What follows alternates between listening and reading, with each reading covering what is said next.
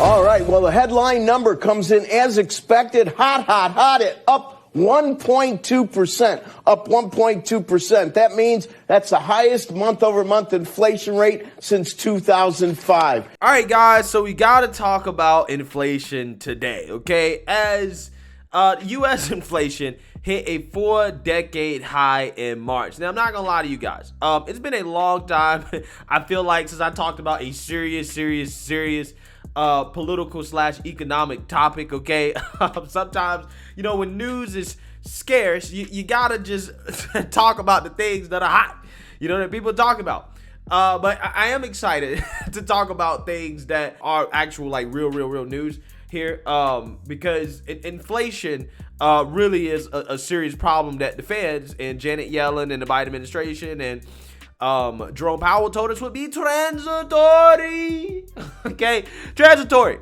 Okay, they said that back in April, June, right, when inflation really first started pick up. And at the time, I was like, I don't know, bro. I don't know, man. I mean, I don't know. I don't think that this inflation is gonna be transitory, considering how we have a record low interest rates due to loose monetary policy. And when it comes to fiscal policy, we're spending trillions of dollars on stimulus for people simply not to work while stimulating demand. That sounded like a recipe for disaster. So a year later, I don't think there's any argument anymore about inflation, in fact, not being transitory, right? So with that being said, the Biden administration has put out their talking points on this, okay? Because at first, again, like I was telling you guys, the talking point was that, well, it's transitory, right? Again, as a way to deflect blame and say, well, it's just temporary, don't worry about it, right? Now that it's not transitory, and nobody's stupid enough to believe that anymore, then they're trying to fool stupid people with another talking point and say that, well, inflation is due to Putin. In fact, before this report came out, because it was highly speculated that this would be a disastrous inflation report for the Biden administration, Jen Psaki, the White House press secretary, actually tried to prepare us for this disastrous report by running the it is Putin's fault talking point from the Biden administration.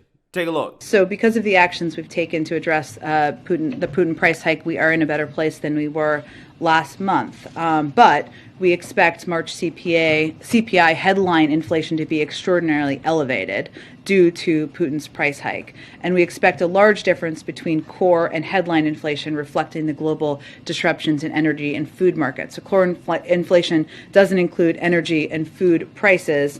Headline inflation does. And of course, we know that core inflation, energy, the impact of energy, of course, on oil prices, gas prices, we expect that to continue to reflect what we've seen the increases be over the course of this invasion. And just as an example, since President Putin's military buildup accelerated in January, average gas prices are up more than 80 cents. Most of the increase occurred in the month of March, and at times gas prices were more than $1 above pre-invasion level. So that roughly 25% increase in gas prices will drive tomorrow's inflation reading. And certainly it's not a surprise to us, but we certainly think it will be reflected. Boy, oh boy, you gotta love Jen Psaki's ability to try to finesse, right?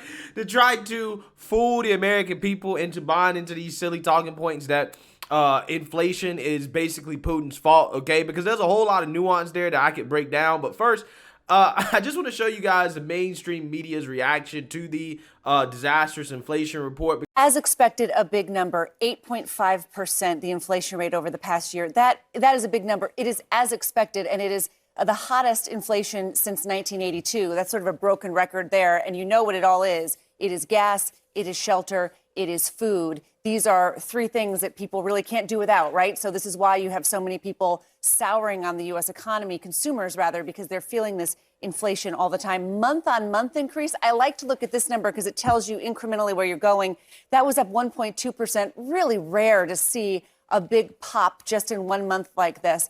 I want to say, though, this is until the end of March. And as you've been reporting, and we've been reporting, oil prices and gas prices have been coming down. So in a way, this consumer price number is looking in the rearview mirror. There are some economists who are hoping this is the peak, this is the worst of it, and things begin to moderate into the summer. As you know, the White House is releasing a million barrels per day of oil. Our allies are pushing oil from their strategic stockpiles too. So there's a lot of things they're trying to do to ease the oil part of it. But when you look at the sectors, it is gas, it is shelter, it is food, it is used cars. These are numbers that year over year have had big increases in prices, and that continues again here in the month of the 8.5. Here at the White House, Tony, good morning. Aides here are warning that they're going to be, quote, extraordinarily elevated. Remember, these numbers are going to account for March, the first full month since that war in Ukraine began and gas prices started spiking. The White House says those price jumps are happening because of the war and what they call, quote, Putin's price hike. But remember, prices started spiking well before the war in Ukraine began. CBS News polling out this week shows nearly 70% of Americans disapprove of President Biden's handling of inflation. 66% say the higher prices have been difficult or a hardship. So as the president heads to Iowa today, the White House is expected to unveil a new attempt at helping drive down gas prices. The EPA is going to allow the sale of a special gas blend. That is fuel mixed with 15% ethanol. For all the support that President Biden has given to Ukraine, for as low as the unemployment rate is, when you go to the grocery store and you can't believe your eyes at the scan, when you go to the gas station, it's going up into triple digits.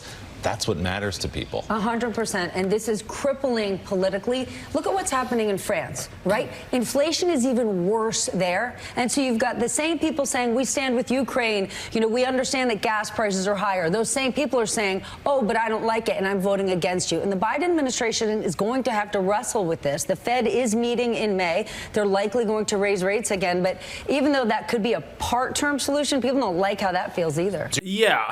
So there's a couple things to address there. Okay. First and foremost, the guy that was at the White House talking, calling out Biden on his stupid and silly talking point about Putin and blaming inflation on Putin, which is what the White House is trying to do. They're trying to play word games. Okay. They're trying to pretend like inflation wasn't rising significantly before the so-called Putin hike. Okay. Again, they try to play people like they're dumb. Okay. Because they actually do believe that people are dumb. Gas prices were rising.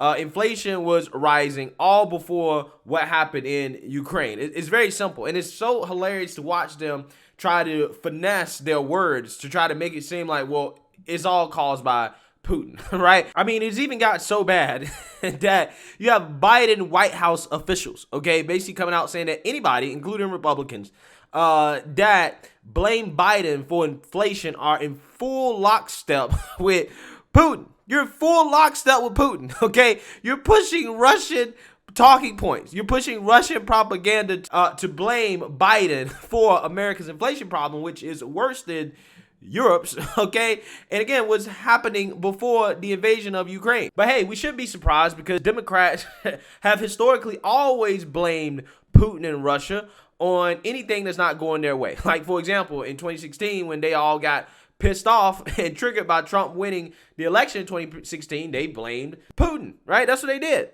So nobody should really be surprised that they're going with these talking points. Because in the past, we've seen the Democrats in the mainstream liberal media literally fool almost half the country into believing Trump was some type of Manchurian candidate that liked getting pissed off by Russian prostitutes, okay? So, hey, I don't really blame the Democrats for going with the tried and true disinformation campaign of blaming Russia for everything because they think that their base is stupid, right? I mean, that's just what it is. Now, that's not to say the war in Ukraine hasn't contributed, because it definitely has, but at the same time, again, let's actually be accurate here, right? The accurate statement is inflation has been rising at historic levels, and the war in Ukraine is probably going to contribute to that happening even more. But that doesn't necessarily mean that that is the cause of all of it, right? But that's not the type of nuance that Jen Psaki is using there, right?